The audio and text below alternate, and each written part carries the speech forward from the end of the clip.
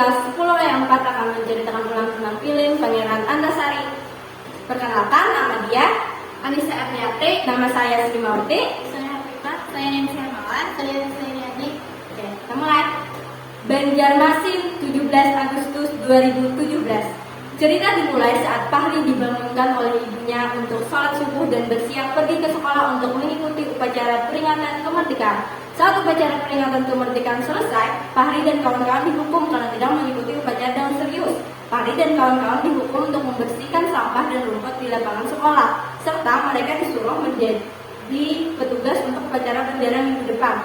Saat pulang sekolah, mereka mampir untuk minum es teh di warung Syaiful. Di sana mereka diberitahu tentang Pangeran Antasari yang ada di gambar ulang 2000. Lalu mereka sangat penasaran dengan sosok Pangeran Antasari dan kehebatan beliau. Setelahnya mereka pergi ke tempat Paman Soleh, si perpustakaan keliling. Selesai membaca tentang Pangeran Antasari, mereka masih tidak puas. Lalu Paman Soleh menyuruh mereka untuk bertanya kepada Kai Birian alias burung mereka. Mereka pun memutuskan untuk menemui Kai Birian.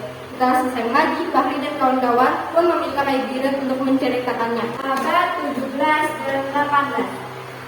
Ceritanya dimulai saat dua serdadu Belanda mati.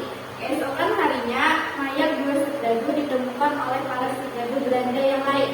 Di sana terdapat juga surat wasiat Sultan Adat Al-Wasifudillah, Raja Banjar dan Pangeran Hidayatullah.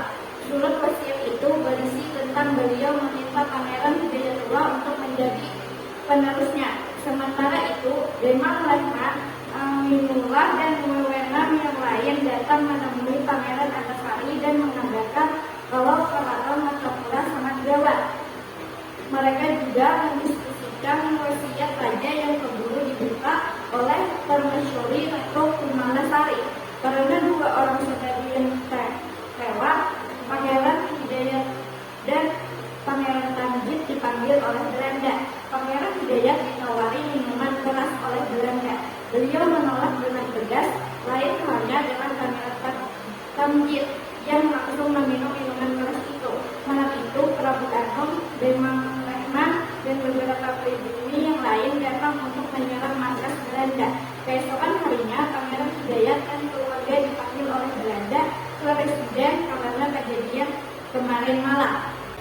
Sementara itu, Prabu Anom, Demang Lehman, serta para pribumi yang kemarin malam menyerang saudara Belanda, serdadu Belanda, bertemu dengan dua orang pribumi yang ternyata juga ingin menuju kediaman Pangeran Antasari.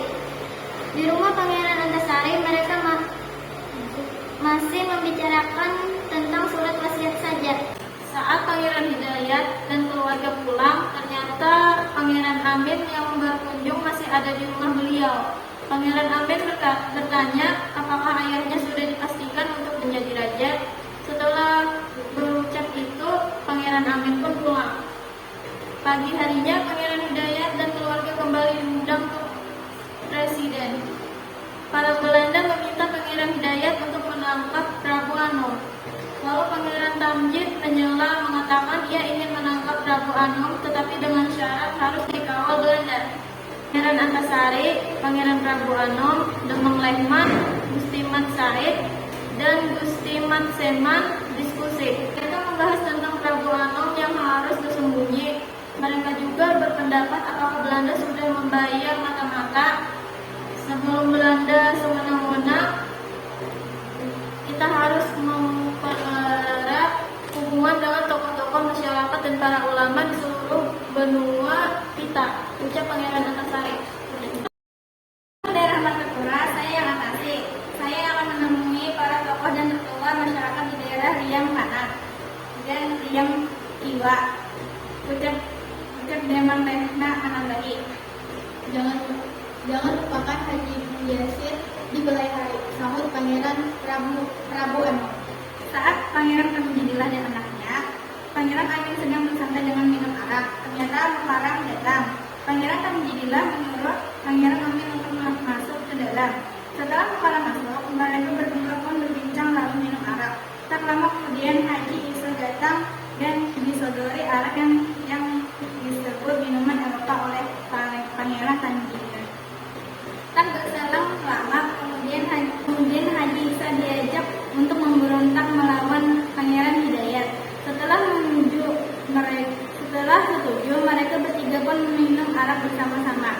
Haji Isa langsung memprovokasi Belanda. Ia juga menyuruh beberapa pribumi untuk menyerang, dan jika mereka tertangkap, mereka disuruh mengaku suruhan Pangeran Hidayat.